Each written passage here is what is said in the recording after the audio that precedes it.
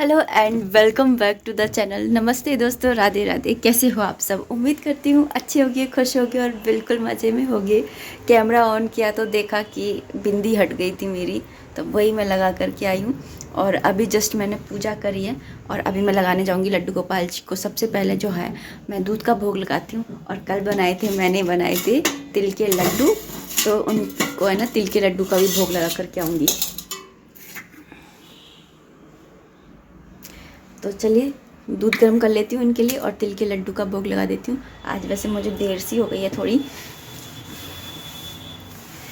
लड्डू गोपाल जी को और ज़्यादा वेट हो गया और मुझसे वेट नहीं हो रहा है कि ना मुझे ऐसा लग रहा है मैं जल्दी से उनको लड्डू गोपाल जी को भोग लगाऊँ। देखा उनको कैसा लगा, कैसे लगेंगे है ना ये लड्डू। और है ना देर हुए जा रही है, तो ज़्यादा बातें नहीं करते हैं। पहले जल्दी से मैं सारी ये करती हूँ, भोग लगा आती हूँ, फिर उसके बाद में आराम से आप लोगों से बात करूँगी।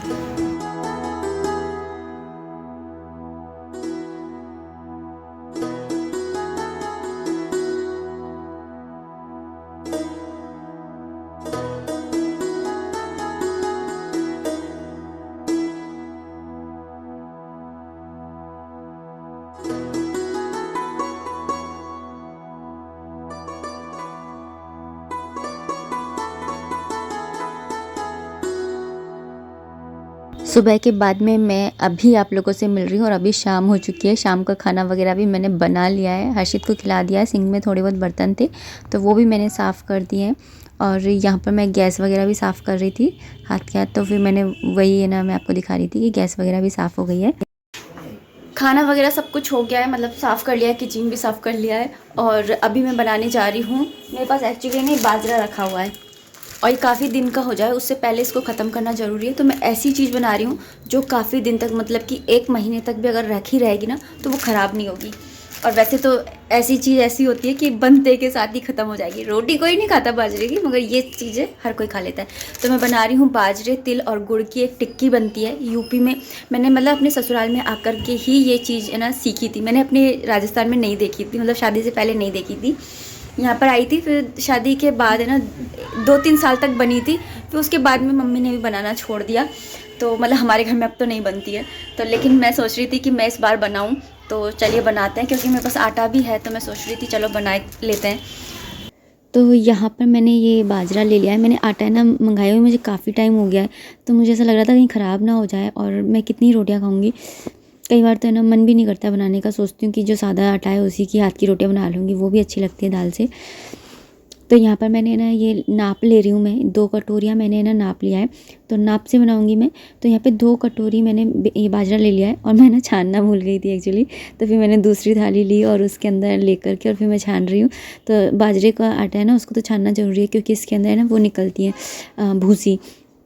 तो यहाँ पे मैंने आटे को है ना छान लिया है अच्छे से। फिर उसके बाद में मैंने वापस से है ना उसमें डाल दिया है परात के अंदर ही, ताकि है ना मैं इसके अंदर ही ना आटा गूँथ लूँगी। और यहाँ से ना सफाई भी करती चल रही हूँ, क्योंकि वैसे ही मैं तो बाजरे का काम करती हूँ ना, तो फिर ना मतलब बाजरे का आटा मेरे साथ है ना ज़्यादा फ्रेंडली है नहीं। आप लोगों को पता ही है मेरे से रोटियाँ कितनी मुश्किल से बनती हैं। तो तब भी है ना जो है थोड़ा बहुत, और फिर ना कुछ फैलावड़ा सा फैल जाता है ना, तो फिर मेरे ना मतलब बोझ सा लगता है। और यहाँ पे मैं ना गुड़ ले रही हूँ। जैसे मैंने ना 2 कटोरी मैंने बाजरा लिया है, तो मैं यहाँ आधा कटोरी वो लूँगी गुड़। तो इस तरह से क्वांटिटी रखेंगे। अगर आप चाहें तो मीठा ज़्यादा कर सकते हैं, तो जितना आपने बाजरा लिया है उसका आधा भी गुड़ ले सकते हैं। तो ये होता है कि ना ये फीकी नहीं रहनी चाहिए, मीठी हो जाए तो चल जाता है। तो यहाँ पे मैंने ना नाप के लिए मैंने यहाँ पे गुड़ को इसके उसी कटोरी में मैंने नाप लिया है। तो यहाँ पर लेकर के, और बताए इसका बस है ना ये मैंने छोटे छोटे टुकड़े सिर्फ इसलिए करे थे ताकि मैं इसको नाप सकूँ कि है ना मतलब एक 2 कटोरी बाजरे में 1 कटोरी मैंने ये लिया है। और जितना मैंने ना गुड़ लिया है उतना ही मैं इसके अंदर पानी ले रही हूँ। मतलब कि मैंने 1 कटोरी बाजरा लिया है तो मैं 1 कटोरी ही पानी ले रही हूँ। तो यहाँ पर ना इसको पानी को गर्म करके और उसको मेल्ट कर लेंगे। हमें कोई चाशनी वगैरह नहीं बनानी है, बस गर्म पानी करना है। उसके बाद में गैस को ऑफ़ कर देनी है और ये गुड़ जो है वो गर्म पानी में अपने आप ही मेल्ट हो जाएगा। और यहाँ पर मेरे पास सफ़ेद वाले तिल रखे हुए थे, कल मंगाए थे, तो फिर वही वाले मैंने तिल रख दिए। इनको मैंने भूना नहीं है, क्योंकि कढ़ाई में जा करके ये वैसे ही सिक जाएंगे। तो यहाँ पर मैंने तिल डाल दिया है। आपको है ना थोड़ा दिख नहीं रहे होंगे क्योंकि वाइट से। और यहाँ पे मैं गुड़ को भी है ना अच्छे से है ना मिक्स कर ले रही हूँ, पानी के अंदर घोल ले रही हूँ। तो जो गुड़ है ना उसको कलछी से ही है ना पीस ले रही हूँ। तो ज़्यादा पकाना नहीं है और ना बस इसको फिर आटे के अंदर डाल करके और थोड़ा सा छान लूँगी, क्योंकि गुड़ के अंदर कुछ ना कुछ होता ही है ना कि कुछ है ना इम्प्योरिटीज़ ना हो, इसके लिए ना मैं थोड़ा सा छलनी से छान करके और फिर ना इसको डालूँगी और फिर आटे को गूँथ लूँगी। इसके अंदर मैंने कुछ भी मोयन वगैरह कुछ भी नहीं दिया है, क्योंकि ये वाला आटा तो खुद में ही है ना वैसे ही टूटता रहता है, तो है ना इसलिए मैंने मोयन वगैरह नहीं दिया है इसके अंदर। और इसको बस है ना अच्छे से गूँथ लेंगे। एक साथ मैंने पानी नहीं डाला है क्योंकि है ना कहीं ज़्यादा हो जाए इसलिए, लेकिन है ना मैंने पूरा मतलब मैंने जो लिया था ना हिसाब से, वो एकदम बिल्कुल सही बैठ गया था, परफेक्ट बैठ गया था, मतलब सारा पानी लग गया था। तो इसी क्वांटिटी में आपको लेना है, और अगर आपको जैसे ज़्यादा क्वांटिटी में बनाने हैं तो इसी क्वांटिटी में आपको नाप ले लेनी है। जैसे 2 कटोरी मतलब जितना बाजरा लोगे उसका आधा आपको ना गुड़ लेना है, और जितना गुड़ लोगे उतना ही आपको पानी लेना है। तो यहाँ पर मैंने छान करके पूरा पानी ले लिया है और इसका बस मैं आटा गूँथ लूँगी।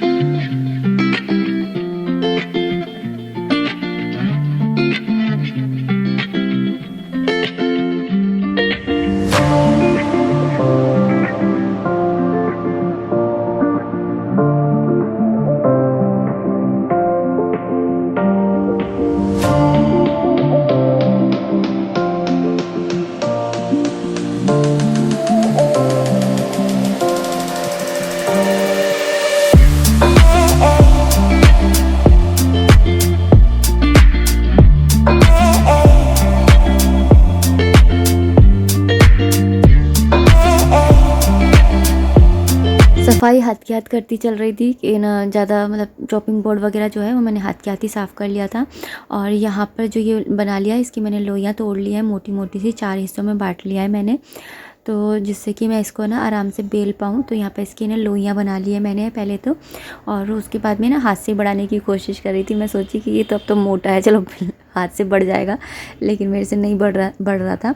तो उसके बाद में मैंने ना चून लगा करके इसको बेल लिया है, और यहाँ पर ना सेम साइज़ की बने इसके लिए मैंने एक कटोरी से इसको इस तरह से गोल गोल कट कर लिया है। अगर जैसे आप से ना हाथ से बन जाती है तो आप हाथ से भी बना सकते हो, कोई दिक्कत की बात नहीं है, लेकिन मैंने इस तरह से बनाई है। और इसके अंदर ना चक्कू से ना आपको थोड़ा सा ना छेद छेद कर लेना है, मैं आपको ये दिखाना भूल गई थी। और उसके बाद में आपको फ्राई करनी है, नहीं तो ये ना तेल में जा कर के फूल भी सकती है। तो इस तरह से इसके अंदर डाल करके और बिल्कुल धीमी आंच पर ना बनाएंगे ताकि ये करारी करारी सी बने। और ना इस तरह से मतलब शुरू में तो जब उतारेंगे ना आप तो ये थोड़ी सी है ना ऐसे लगेंगी सॉफ्ट, लेकिन बाद में ये ना अपने आप ही रखे रखे हवा लगेगी ना तो करारी हो जाएंगी, मतलब थोड़ी सी कड़क हो जाएंगी। और यहाँ पर ये देखिए मैं बना ही रही थी कि लाइट चली गई, तो अब मैं ना मोमबत्ती में बना रही हूँ। मैंने अपना काम रोका नहीं है, क्योंकि मैं सोच रही थी कि कृषु को सुलाऊँ उससे पहले पहले मैं बना लूँ ताकि उनको मैं भोग लगा सकूँ, क्योंकि ना रात को बनाती हूँ ना और वो सो जाते हैं, फिर उसके बाद में मैं भोग नहीं लगा पाती, और फिर मेरा दिल है ना बेचैन रहता है कि मैंने यार भोग तो लगाया ही नहीं है। तो कह रहे ना अभी मैं भोग लगा दूँगी और फिर ना सुबह भी लगा दूँगी दूध के साथ में।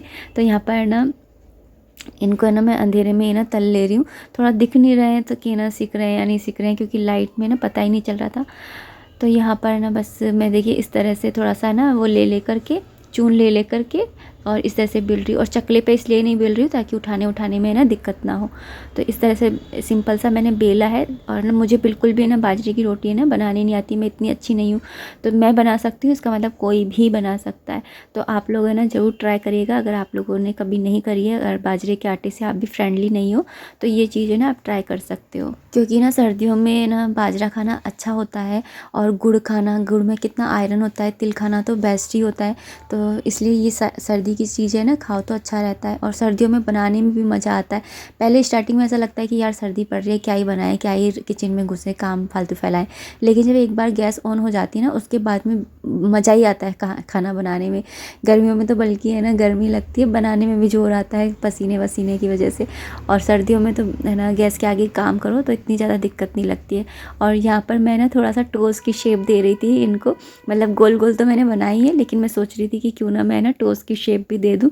तो यहाँ पर मैं ना इनको टोस्ट की शेप में बना रही थी कि चाय के साथ खाएंगे तो मज़ा आएगा।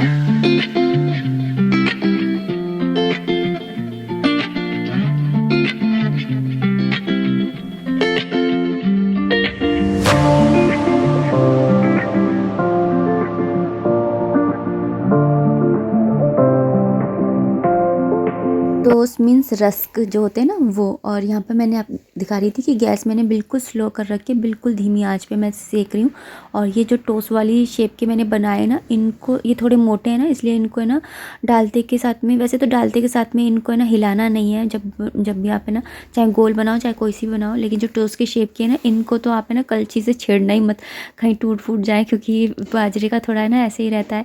और यहाँ पर ना दूध भी आ गया था, तो मैं दूध भी गर्म करने लग गई थी कि ना कृषि को दूध के साथ में ना भोग लगाऊंगी। और यहाँ पर ना इनको बिल्कुल धीमी आंच पर मैं ना इनको अलट पलट करके सेक ले रही हूँ। और यहाँ पर ना ये लास्ट में बचा था, तो मैंने इसको ना हाथ से यूँ बड़ा करके और ना छेद से करके और ना इसको बना लिया था।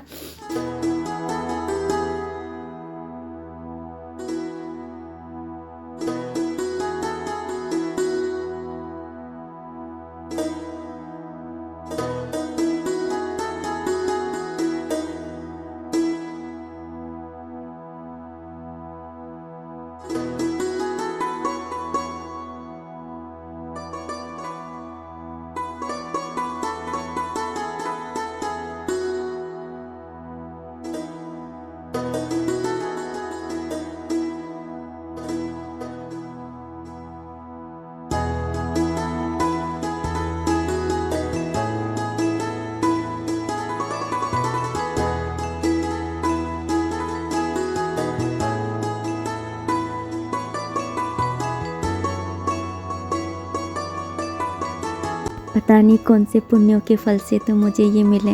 इनकी सेवा में कोई भी कमी मुझे नहीं छोड़नी है, इसलिए मैं इनकी सेवा में हमेशा लगी रहती हूँ। और इनको कुछ ना कुछ बना करके खिलाना मुझे बहुत अच्छा लगता है।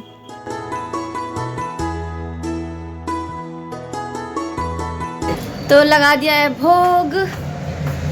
इस चिमनी को बंद करो, नहीं तो इसकी आवाज़ से आवाज़ नहीं आती मेरी। यहाँ पर दूध भी गर्म हो गया है, इसको ढको। ऐसी चलनी होती है ना, इससे ढक देती हूँ, जिससे भाप निकलती रहती है और ठंडा भी हो जाए, मलाई भी आ जाए, मलाई ना बिगड़े। और यहाँ पर सब ऐसे रख दिया है, इसको भी ढक देती हूँ। तेल भी अभी थोड़ा गर्म है, तो ऐसे से ढकूँगी इस तरह से। और यहाँ पर ये बन करके तैयार हो गई। एक्चुअली ना हर्षित के पापा बोल रहे थे एक दिन मेरे से कि है ना, ये आती है ना इसकी बाजरे तिल और गुड़ की जो बनती है ना, चिक्की टाइप है, टिक्की है, क्या है जो भी है, मठरी है बाजरे की, तो ये टिकिया मठरी जो भी है, तो ये ना बनाना। तो मेरे को आती तो थी, मतलब मैंने मम्मी को देखा था स्टार्टिंग में, शादी की, मेरी शादी हुई थी ना, तो मम्मी ने शुरू में बनाई थी 2-4 बार, है ना। फिर उसके बाद में मम्मी ने बनाना बंद कर दिया, तो मैंने भी बहुत टाइम बाद बनाया लिटरली ये चीज़। तो मुझे है ना थोड़ा सा डर सा लग रहा था कि पता नहीं कैसे बनेंगे, लेकिन सही बन गए। और अभी टेस्ट मैंने किया नहीं है, टेस्ट तो ये हर्षित के पापा करेंगे, फिर वही बताएंगे कि कैसे बने, क्योंकि एक तरह से उनकी विश पूरी करिए। चलो आज मैंने उनकी विश भी पूरी कर ही दी बना करके। तो सर्दियों में यही होता है कि सर्दियों की रेसिपी ऐसी होती है कि ना बन भी जल्दी जल्दी जाती है, और ना इनको ये तो ऐसी है कि इनको तो काफ़ी महीने भर भी अगर आप रख दोगे ना, ये ख़राब नहीं होंगी, ये ऐसी हैं। तो आपके यहाँ पर भी बनती हैं क्या, बताइएगा ये सारी चीज़ें, क्योंकि ये ना मैंने हमारे राजस्थान में मैंने नहीं देखा ये बनते हुए, मैंने यहाँ पर आकर के ही देखा था। तो आप लोग बताइएगा कि आप लोग भी बनाते हो क्या ऐसी चीज़ें, और भी कोई सर्दियों की रेसिपी है क्या जो मैंने कभी ट्राई नहीं की हो, क्या पता। तो बताइएगा, अगर हो तो मैं ट्राई करूँगी, क्योंकि मुझे थोड़ा अच्छा लगता है कुकिंग करना। जब कोई मन से खा लेता है ना, तो फिर मेरी आत्मा तृप्त हो जाती है। और वैसे तो कहते हैं कि अपनी आत्मा नहीं, भगवान की आत्मा है ना तृप्त हो, ऐसा काम करना चाहिए। तो मुझे है ना ये बहुत अच्छी लगती है, मतलब जैसे चाय वाय पी रहे हो ना, तो चाय वाय के साथ में लेकर के बैठ जाओ। इसलिए मैंने टोस्ट वाली शेप की भी बनाई है, छोटे छोटे टोस्ट वाले शेप की, तो चाय के साथ एंजॉय करेंगे।